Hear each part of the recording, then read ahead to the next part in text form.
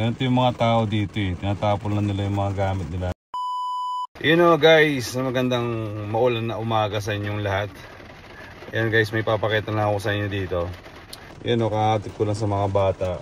Maulan. At tapos kanina paalis kami, hindi pa umuulan eh. Ayun o, may nakakita kasi ako doon. Tinapon lang sa basurahan. Napasok yung tubig. Ayan o. Isang malaking TV. Saka isang malaking rep. Hindi ko alam kung umaandar pa. Pero malamang kung umaandar pa yan, naulanan na, sira na yan. Ayan o. Ganito yung mga tao dito eh. Tinatapon lang nila yung mga gamit nila. Lalo na pagka maglilipat na sila ng ibang state or ibang apartment, ibang lugar. Yan, para wala nang ganong dadalhin. Tinatapon na ng mga iba na lang gamit. Actually, kahapon meron pang electric fan dyan, mga upuan, tsaka mesa.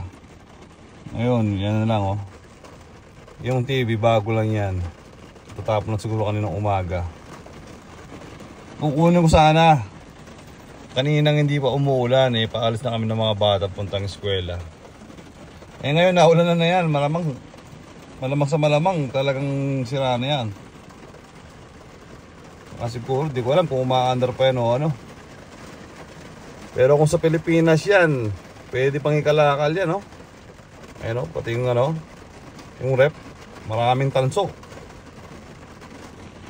Nakakainayang, no?